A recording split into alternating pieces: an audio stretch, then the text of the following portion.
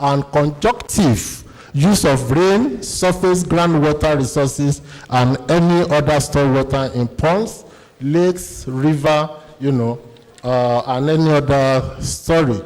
Next, please. So, climate change impact and adaptation strategy. Now, global warming is a very important phenomenon. Everyone is aware of this. Temperature is increasing. Due to changing temperature, in some area you have more rainfall, in some area you have drought. So adversely influencing urban and agricultural water supplies and all other things. All these events create more complicated problem of water resource management. The impact of global climate change is well manifested in the drying up of Lake Chad with the consequent socio-political and economic hullabaloo. Thus, global warming is one of the critical issues and need to be addressed by joint effort of concerned national and international organizations. The United Nations Framework Convention of Climate Change and its associated treaties, including the Kyoto Protocol and the recently adopted Paris Agreement, and to which Nigeria is a party, are current platforms addressing the issue of global warming. Next, please. I want us to follow this thing logically. We talk of climate change, how it has impacted our water, and how we need to develop, how we need to adopt integrated water resource management as a process of securing water for all our needs. But what we should also be conscious of here is that even if we develop this integrated water resource management, if we do not properly review, evaluate, and modify, all our efforts are still going to be impacted by climate change. And that is what we hear. What I have here. No doubt, IFW remains a critical strategy to adapt to impact of climate change on water resources. Nevertheless, further change in climate can render integrated water resource management less effective and efficient. The change in paradigm now is that expected climate change impacts should be factored into the integrated water resource management and design of new projects, particularly water availability and water supply scenarios, in case there is this change in water resource, in our IWRM. Next, please.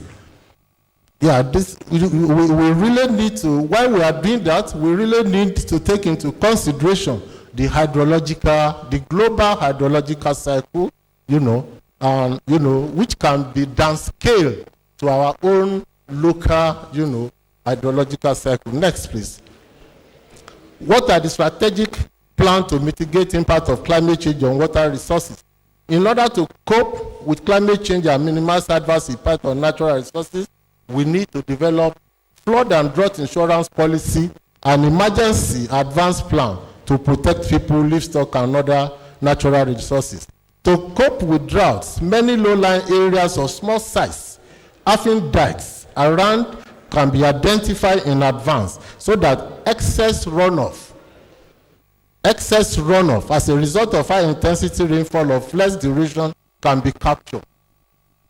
In order to enhance storage, either surface storage or groundwater storage, then we really need to rely on information received from early warning system requirement in the command area. All this will make our work more effective. We have to continue to maintain our reservoir and continuous process, and therefore all this we need to do, in order to mitigate the impact of climate change. Next, please. This goes on, participation of local public in no process. We cannot design integrated water resource management without, cooperating or without seeking the advice of the local people. Water quality, we have to consider that. Then opportunity for reuse of recycling, conjunctive use of poor quality water with good quality water in different proportion can reduce, impact of crop and, production on and on like that. Next, please. Yes. These are the water governing bodies in Nigeria, which is led by Federal Ministry of Water Resources. Every one of them has been doing their work, but we should, if we really want an integrated water resource management that can be sustainable under the present climate scenario, we really need to work together. And I want us to take that, to take it from that point of view. Next, please.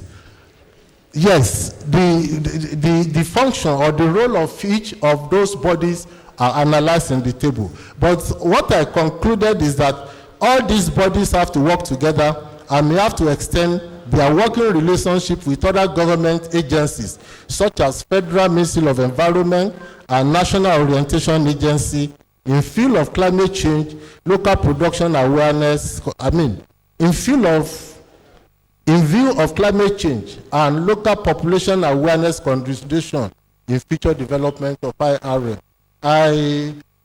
Madam Permanent Secretary mentioned this when she was talking that, there's cooperation between Federal Ministry of Environment, especially the Department of Climate Change, and we are happy. I was, a former director in the department, and we are happy that Federal Ministry of Water Resources has established a climate change unit, and they have been functioning, as adequate as possible. But we are just, urging us for more collaboration with Federal Ministry of Environment. Next, please. Yeah, summary. Managing water resource crisis needs to engender understanding the vulnerabilities of Nigeria ecological or environmental resources to the impact of climate change. That was, what we said in the opening. Then understanding the fact that impact of climate change on land and water resources in the country are bound to vary due to regional variation in environmental resources. Development of integrated water resources management is a veritable adaptation strategy to mitigate the impact of climate change. Further changes in climate can limit the effectiveness and efficiency of integrated water resource management agenda, thereby preventing us from, having sustainable benefit for which this particular, process is designed to provide. Next, please. Then water resources are very essential for economic, social, and cultural growth.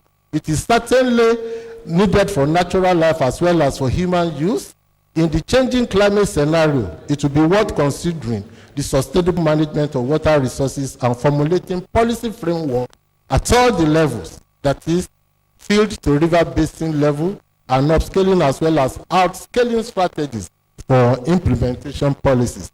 Climate change adaptation is a very complex phenomenon and challenging too. To date, significant efforts has been invested in developing tools to assess the links between climate and hydrology. These tools offer insight into how large-scale patterns of runoff might change in the future. Adaptation decisions are not made based on assessment and natural runoff, but most of the time from assessment of how human interaction with hydrology or hydrological cycle produce positive or negative outcome for the economies and ecosystem upon which human communities depend. Next, please. Many thanks to you all for listening.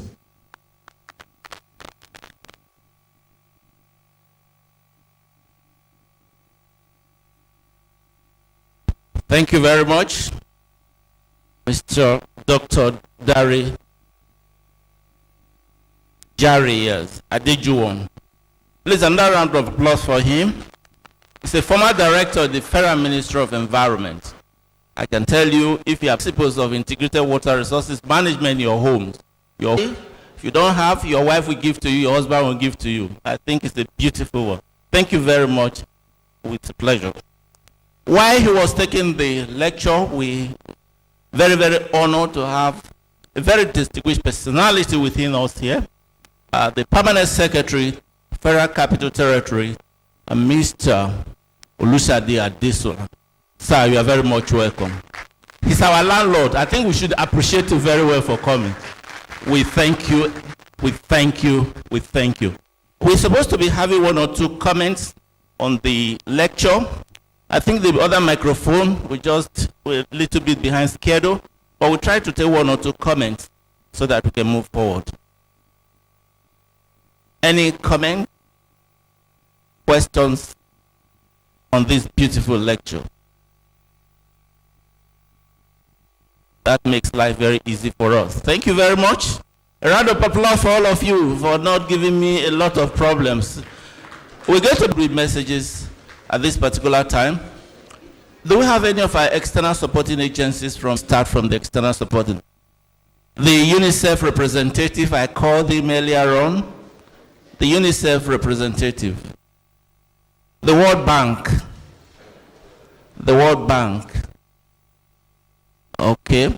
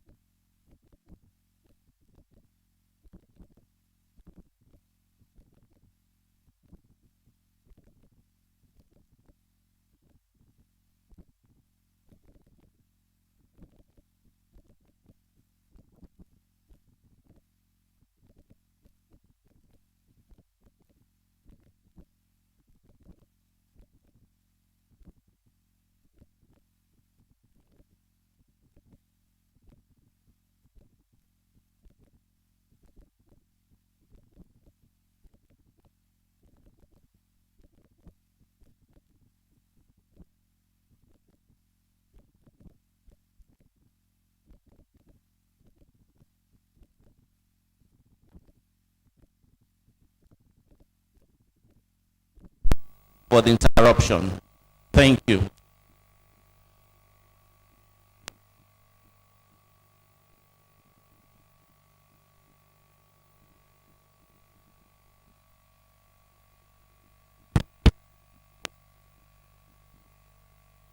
The Permanent Secretary, Federal Capital Territory, my very dear brother, Mr. Adesola Olushade. Directors from the Federal Ministry of Water Resources here present, Chief Executive Officers of our agencies and parastatals, State Chief Executives and Heads of agencies here present, Managing Directors of our River Basin Development Authorities here present,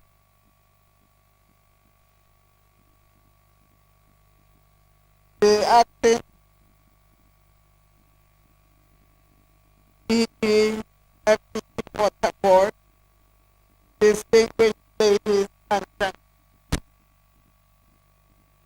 On this first occasion of my attending the National Council on Water Resources, being the highest decision body of the sector, I am honored to address the expert meeting.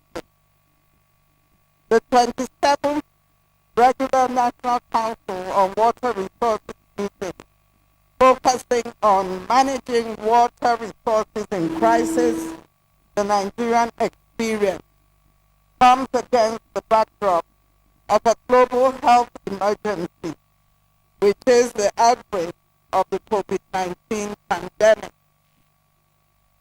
This gathering of the water sector is a gathering of professionals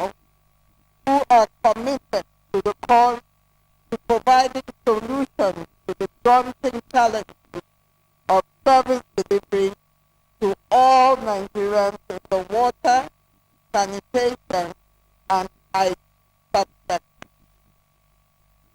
Therefore, the timing of this meeting